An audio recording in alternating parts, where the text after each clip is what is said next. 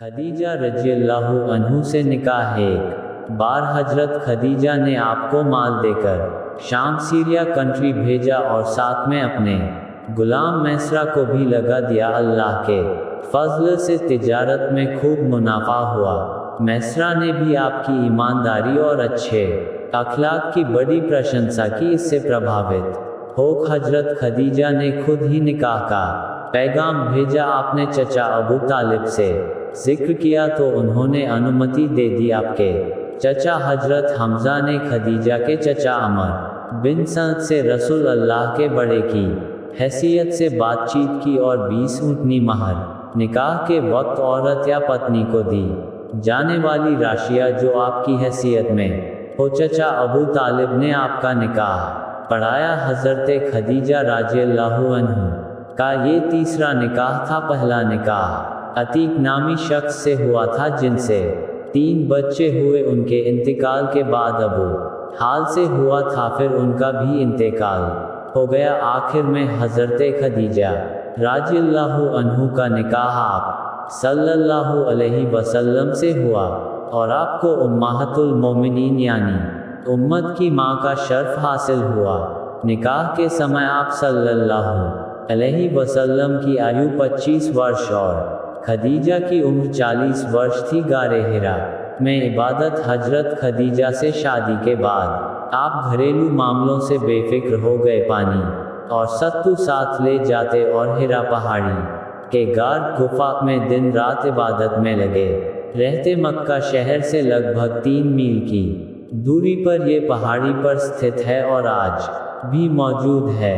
हजरत खदीजा बहुत मालदार थी, इसलिए आपकी गोशा नशीनी काम इबादत जिंदगी में कभी दखल नहीं दिया और न ही तिजारत का कारोबार देखने पर मजबूर किया, बल्कि जादे राह रास्ते के लिए खाना तैयार करके उनको सहूलियत फरमाती। नबूवत का रिसालत चांद के साल के हिसाब से 40 साल 1 दिन की आयु में 9 रबी अव्वल के दिन आप पर पहली वही उतरी। उस समय आप गारे हिरा में थे। नबूवत की सूचना मिलते ही सबसे पहले ईमान लाने वालों में खदीजा बीवी, अली भाई अबू बकर, मित्र जैद बिन हारिसा, गुलाम शामिल हैं। दावत तबलीग 3 वर्ष तक चुपके लोगों को इस्लाम की दावत दी। बाद में खुल्लम खुल्ला दावत देने लगे। जहां कोई खड़ा बैठा मिल जाता या कोई भीड़ नजर आती वहीं जाकर तबलीग करने लगे।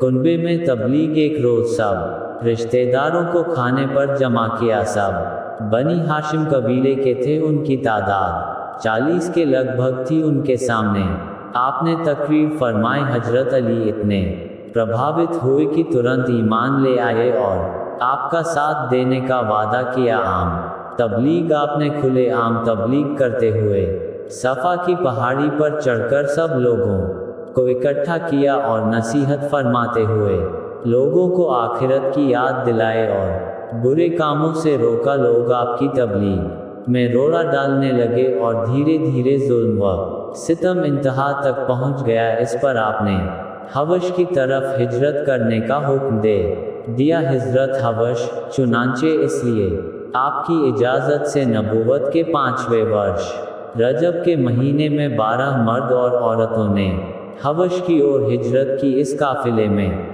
आपके दामाद हजरत उस्मान और बेटी रुकैया भी थी। इनके पीछे 83 मर्द और 18 औरतों ने भी हिजरत की। इनमें हजरत अली के सगे भाई जाफर तैयार भी थे, जिन्होंने बादशाह नजाशी के दरबार में तकरीर की थी। नबूवत के 6ठे साल में हजरत हमजा और इनके 3 दिन बाद हजरत उमर इस्लाम लाए। इसके बाद से मुसलमान काबा में जाकर नमाजें पढ़ने लगे।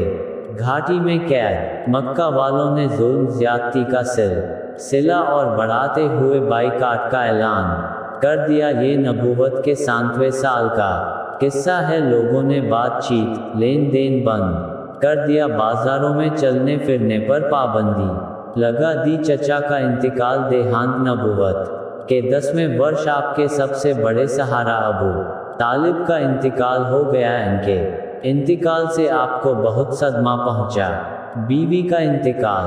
अबू तालिब के इंतकाल के 3 दिन पश्चात आपकी प्यारी बीवी हजरत खदीजा राज़ी अल्लाहु अन्हु भी वफात कर गईं। इन दोनों साथियों के इंतकाल के बाद मुशरिकों की हिम्मत और बढ़ गई सर पर कीचड़ और ऊंट की ओझड़ी आंते तथा उसके पेट से निकलने वाला बाकी पदार्थ नमाज की हालत में गले में डालने लगे। ताइफ का सफ़र नबूवत के 10वें वर्ष दावत व तबलीग के लिए ताइफ का सफ़र किया। जब आप वहाँ तबलीग के लिए खड़े होते तो सुनने के बजाय लोग पत्थर बरसाते, आप खून से तरबतर हो जाते, खून बहकर जूतों में जम जाता और वज़ू के लिए पाँव से जूता निकालना मुश्किल हो जाता। गालियाँ देते, तालियाँ बजाते, एक दिन तो इतना मारा कि आप बेहोश हो गए।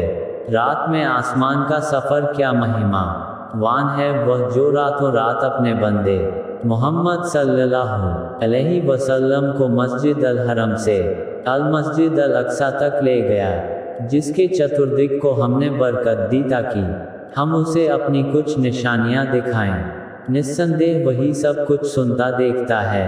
अनस राज़ियल्लाहु अन्हु ने बयान किया कि अबू ज़र राज़ियल्लाहु अन्हु बयान करते थे कि नबी करीम सल्लल्लाहु अलैहि वसल्लम ने फरमाया, मेरे घर की छत खोली गई। मेरा क़याम उन दिनों मक्का में था।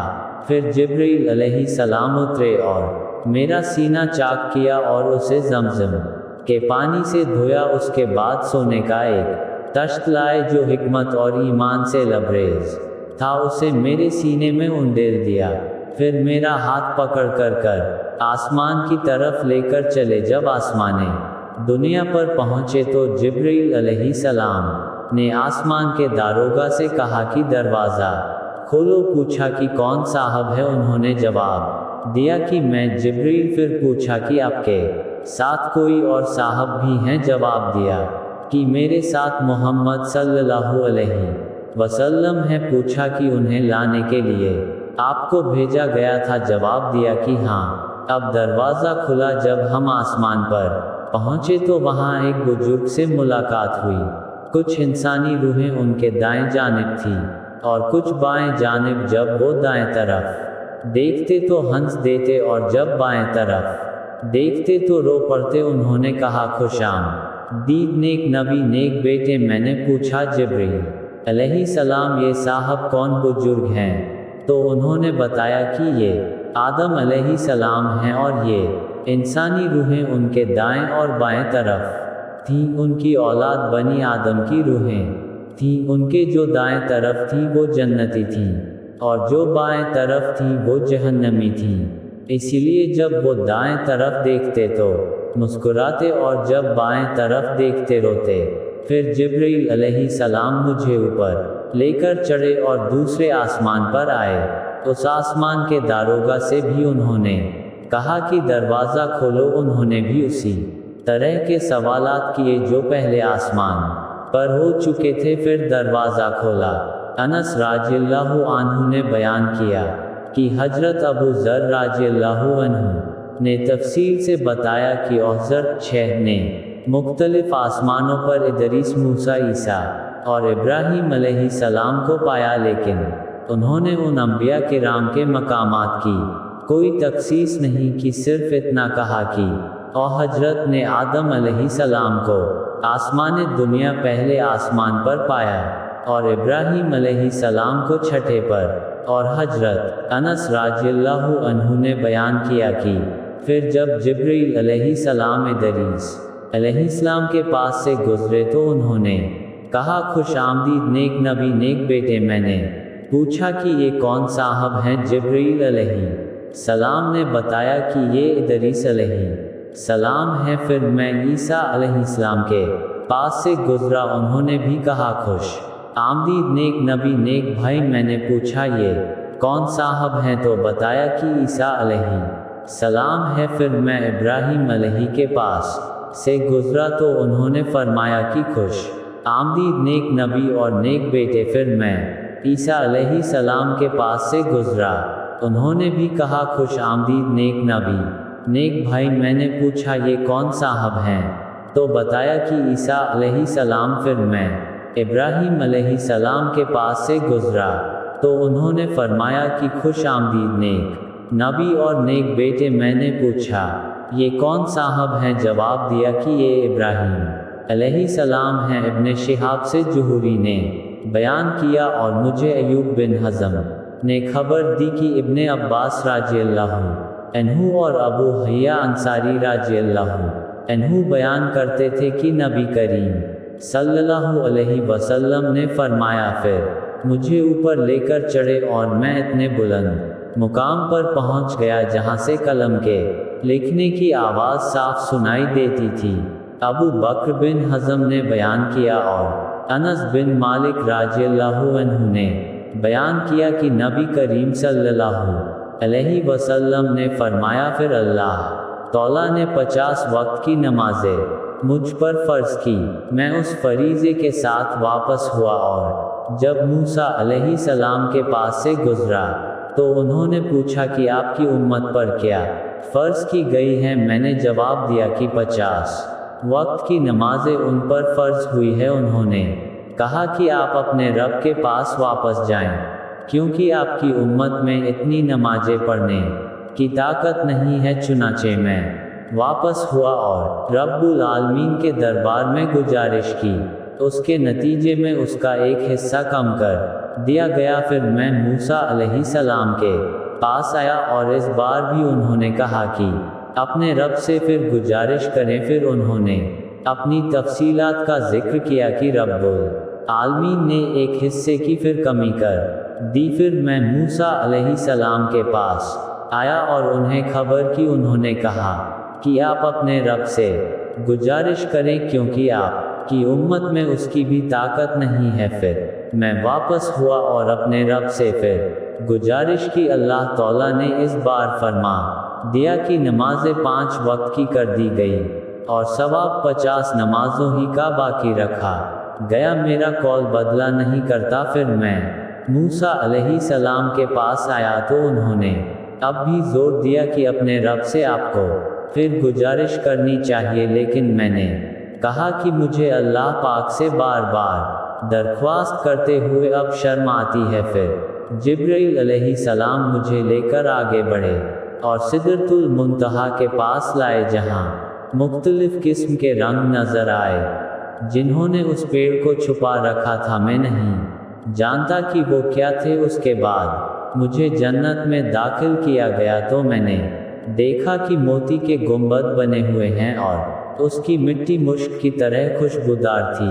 आगे की जानकारी 3 भाग में आपको मिलेगी, कृपया 3 भाग जरूर देखें।